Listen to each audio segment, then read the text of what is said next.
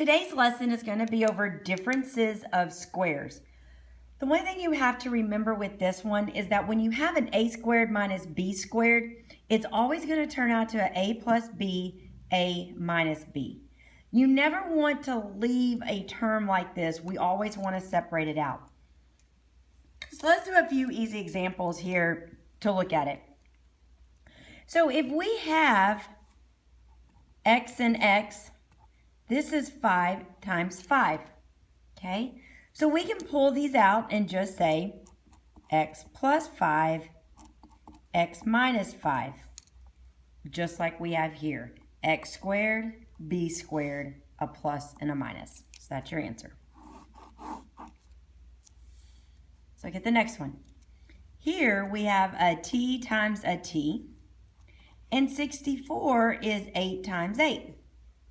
All right, so we have t plus 8 and t minus 8.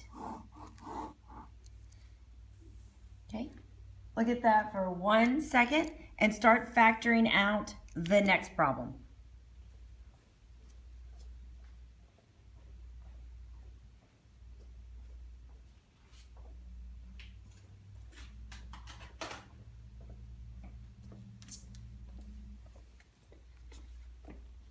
Okay, there's only one little trick that I have when you're doing this to make sure you have the correct number. You can take the square root of 64 and it gives you 8, and so you know it's going to be 8 times 8. Here, if you take the square root of 25, it's 5. So you know it's going to be the 5. Okay, same here. If you take the square root of 16, square root of 9, we know that we're going to deal with a 4 and a 3. All right, so I just want to show you that one little trick in case you get stuck.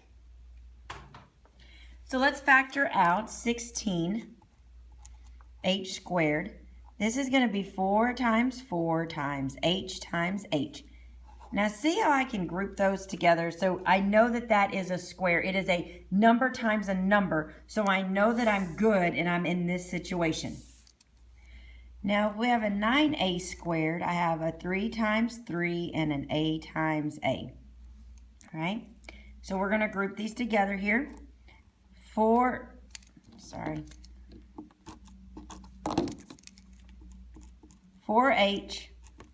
plus 3a and 4h minus 3a.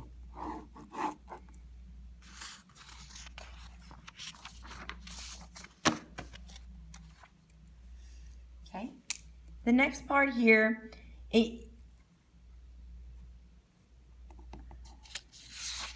I'll show you how you can always make sure that is correct here in just a moment on this page. Determine if each polynomial is difference of squares, okay? So right here, 81 I know is 9 times 9, and c squared is c times c. So this is going to be difference of squares. Number one, I have the minus. I have a number squared and a letter squared. So I have 9 plus c, 9 minus c. Okay, you just want to remember and think about this right here. This is the key.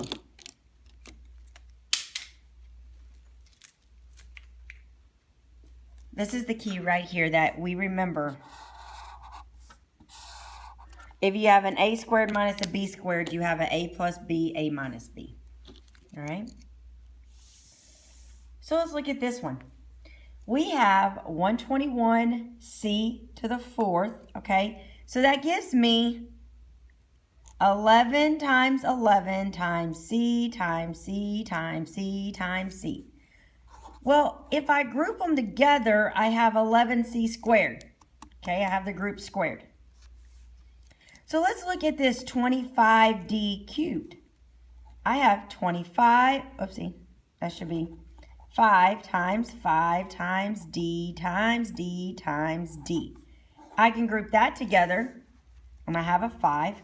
I can group that together to have a d, but I cannot have an extra letter out. So this one says it determines if these are difference of squares. The answer is no. Why? While 121c to the 4th is the same as 11c squared squared. Okay? 25d cubed does not equal the square of any monomial. Okay, so this one cannot be separated out due to the 25d cubed. Now there's a different technique that you can go about doing this also, so let me show you that one. I'll come back to that here in a second. So look at these different techniques here. Okay, b to the fourth minus 16. Now this one's going to be a little different, and I'm going to show you why. We're actually going to wind up with 3 terms at the end because, see, this one was an x squared minus 25. This is a b to the fourth minus 16. So this fourth is what is going to make us have an extra binomial. So what can you do? Well, the first thing I would do is I would write in a squared minus b squared form.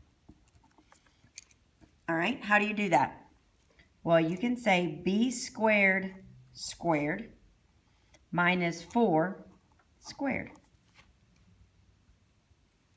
So b squared is my a, 4 is my b. Now, I'm going to put these two together.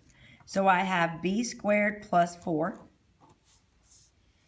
And I have b squared minus 4. Okay, because I have a minus sign, I'm going to make a plus and a minus, just like I did on the other ones.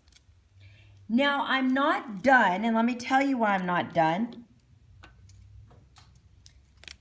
I cannot do anything because this one has a plus sign. Difference of squares have a subtraction sign where both of these can be separated out with the square. So I actually have another a squared minus b squared. So let me show you. We're going to leave this b squared plus 4. We cannot do anything with it. But here, I can have b squared minus, this 4 is actually 2 squared. So now I can take this a squared b squared, remember we're going to leave this one up front, and I can write a, sorry, my a is my b, b plus 2, b minus 2. Because right here, this is your a, this is your b, and when you have this term, you switch it. Okay, so look at that. So I have an a squared minus b squared. So I'm going to separate it out to a plus b, a minus b. Okay. So I'll give you a second. Let's look at another one. Here, if you get stuck, we're going to look at our calculator again. Let's take the square root of 25. Square root of 25, I'm actually going to move my phone here. The square root of 25 is 5. Oh, sorry, not 25. We need to do 625. Square root of 625 is 25, okay? So what we have is we have 25 squared minus x squared to the squared. Okay. So the only thing it is, I took this term and I simplified it to a squared b squared. Okay? So once I have an a squared b squared, I write out a plus b, a minus b. So I have 25 plus x squared and 25 minus x squared. Then I see that I have another term that is difference of squares. So I'm going to leave this one up front. And this, I can say 5 squared minus x squared. I can separate that out. So now this is an a term and a b term. So I have 5 plus x, 5 minus x, and that's my answer.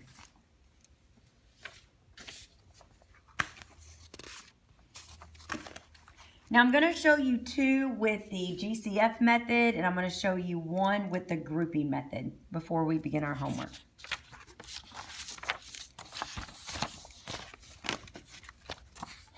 The GCF method is just pull out your greatest common factor, okay? So on this one, if you have 27g cubed, 27 is broke down into 3 and 9, 3 and 3, okay?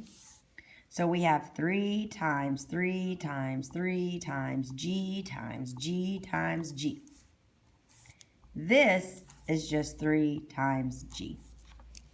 What do we have in common? We have a 3, we have a g. So our GCF is 3g. I'm going to write that out over here, 3g. Just like we did before, what do we have left? 3 times 3 is 9, and I have g squared minus, I don't have anything left here, but to make sure I hold that place value, you know, because right here we have a negative 3z, so, or 3g, so 3g times negative 1 is still going to be a negative 3g, okay? Now, I have a square and a square. I have a squared minus b squared. Let me show you. This is actually 9g squared minus 1 squared, because 1 squared is 1. So I can break this down even farther. And this here can break out into 3g plus 1, 3g minus 1. Because remember, this breaks out into 3 and 3. The square root of 9 is 3. I have 2 g's, and then I'm going to do a plus 1 and then a minus 1. Okay, let's look at the next one. 5, I have 5 times x times x times x times x times x.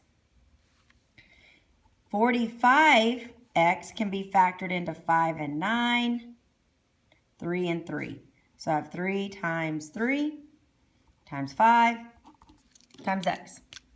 What do we have in common? A 5 and an x. So our GCF was 5x.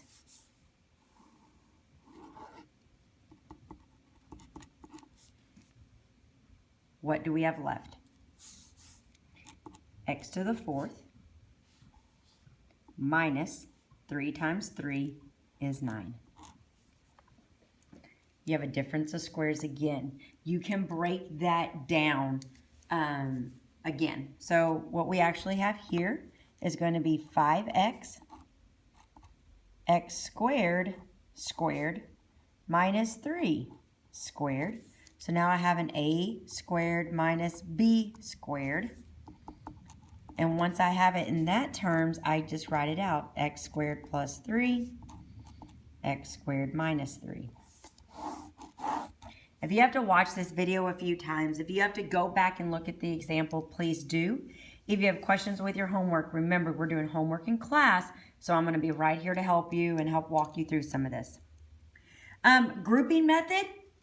This is the exact same process as what you've learned before. It's just when you see a difference of squares, you have to expand it one more step. All right? So we're going to group together like we did. This is one group. Negative x minus 3 is another group. All right? What can I pull out of this first group? I can pull out an x squared. That's my GCF there. And I'm left with x plus 3. And here, let's go ahead and leave this, negative x minus 3. All right. Now, grouping method, we want these things to match right here. So what we're going to do is we're going to pull out a negative 1. So x squared, x plus 3. Negative 1, x plus 3. If you pull out a negative 1, we're pulling out the negative 1 from that and negative 1 from that. Remember, when you are working on the grouping method, these have to match, okay? So we have x squared minus 1, x plus 3. This is where we're adding in the difference of squares. Do I have a difference of square here? No. Do I have a difference of square here? Yes. I actually have x squared minus 1 squared. Now I have a squared minus b squared. So I'm going to write it out. X plus 1, x minus 1.